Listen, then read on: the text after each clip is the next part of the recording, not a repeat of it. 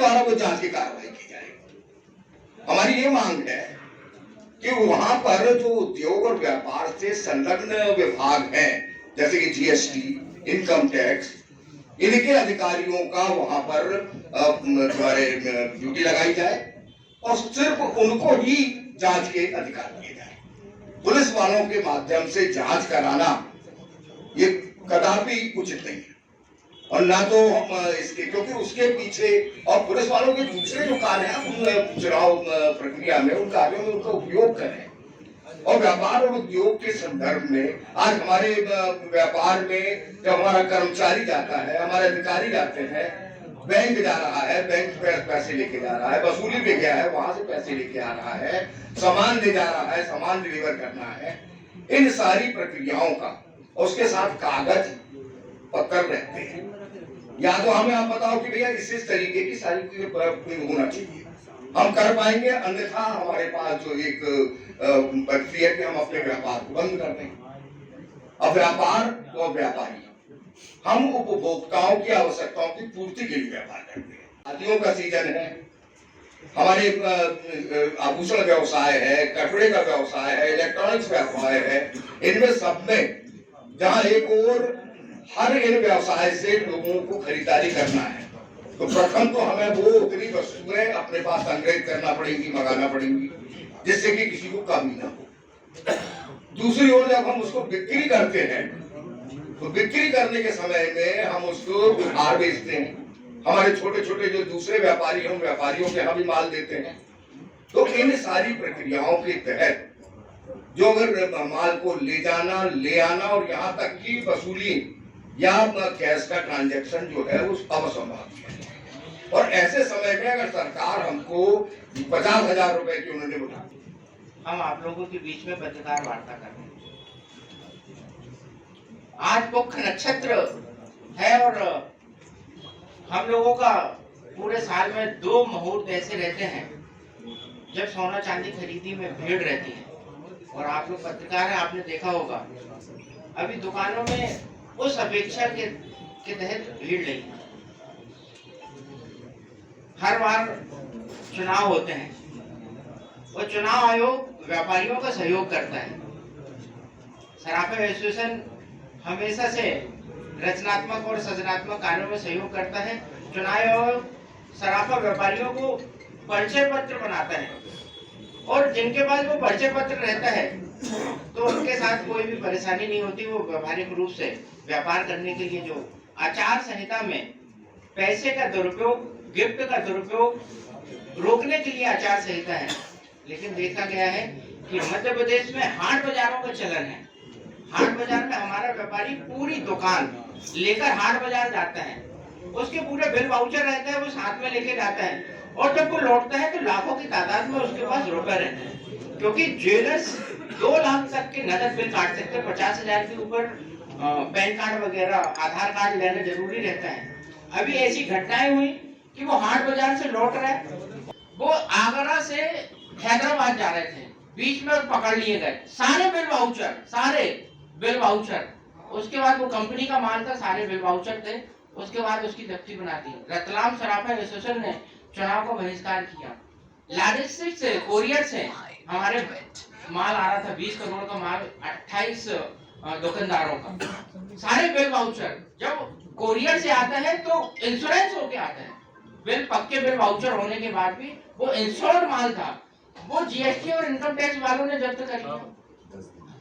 10 दिन हो गए, उन्होंने बहिष्कार किया। मतलब ऐसी नादिरता, ऐसे निरंकुश प्रशासन चल रहा है इस चुनाव आयोग के पूरे प्रदेश में। दहशत का माहौल है। मैं सराफा एसोसिएशन अध्यक्ष की ओर से कल आम सभा में जो हम लोगों ने तय किया है कि इस बार चुनाव का बहिष्कार करेंगे और इस प्रक्रिया को 2 चरणों में हम करेंगे।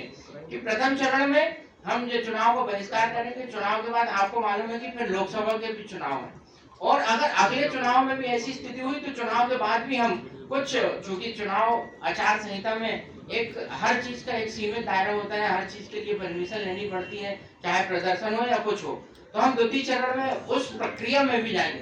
क्योंकि हमारा ट्रेड ग्राम कस्बों से लेके और महानगरों तक संगठित है। आपने देखा कि हमने 21 दिन और 45 दिन की दुकानें बंद कर आंदोलन किया और सरकारों को झुकाने का प्रयास किया। अगर ये प्रक्रिया तुरंत नहीं रुकती तो उसके लिए हमें और कठोर कदम उठाने के लिए विवश होना पड़ेगा। मैं जबलपुर चैम्बर से आग्रह करूंगा कि वो भी अपनी बात करें और कैट जिन्हें हमें सहयोग किया उनसे भी आग्रह है कि वो भी अपनी बात करें। जिनका कोई ज्ञान नहीं, अभी रवि भैया ने बताया, वो पुलिस वाला जिसको कोई ज्ञान नहीं वो जब्ती कर रहा है। सारे बिल वाउचर देखने के बाद हमारा अगर लाखों में रुपए नकद है तो उसके बिल है, क्योंकि हम 2 लाख तक की कैश बिल काट सकते हैं। हाट बाजार जाएगा तो दिन भर जो सेल होगी, एक हार 2.5-3 लाख का बनता है, आप सबको भी देते हैं। और अगर 5-6 ऐसे बड़े बिल मिल गए तो 10 लाख से ऊपर की रकम उसके पास होती है। पूरे मध्य प्रदेश में हाट बाजारों का चलन है और वो जब ऐसी स्थिति लौटता है वो स्थिति होती है। ऐसी स्थिति हो रही कि दुकान से जो दिन भर में कैश आई दूसरे दिन जमा करने जा रहा है बैंक, पुलिस ने रोक लिया। वो रुपए जब्त कर दिए। रात को घर लेके जा रहे हैं, जो छोटा दुकानदार है रुपए, वो उसको पुलिस ने रोक लिया, वो जब्ती कर ली। बिल वाउचर होने के बाद भी जो लगातार कार्रवाई हो रही है उसका घनघोर हम लोगों ने विरोध किया है। जीएसटी हमारे पूर्व में हमारे राष्ट्रीय पदाधिकारियों ने वित्त मंत्री से मिला था और वित्त मंत्री से आग्रह किया था कि 365 दिन साल के होते हैं, 340 दिन कार्रवाई करें, पूरे देश का एसोसिएशन आपको सहयोग करेगा। लेकिन जो साल भर का दीपावली का सीजन रहता है, इस 20 दिन में कोई भी कार्रवाई नहीं हो। आपने देखा होगा कि कई सालों से, 10 सालों से ये कार्रवाई नहीं हो रही, क्योंकि हम लोगों का जब तक सरकार और व्यापारी का समन्वय नहीं होगा, जब तक वो व्यवस्था नहीं संभलेगी। आपने देखा होगा जीएसटी कलेक्शन, रिकॉर्ड कलेक्शन हो रहा है, रिकॉर्ड। उसके लिए उसके पीछे एसोसिएशन है। हम लोग जीएसटी कमिश्नर से अभी मिलके आए, उसके पूर्व जो जीएसटी कमिश्नर थे पीके अग्रवाल, उनके साथ बैठ के कार्यशाला की कि हम टैक्स कलेक्शन कैसे बढ़ाएं, तो रिकॉर्ड टैक्स कलेक्शन हुआ है।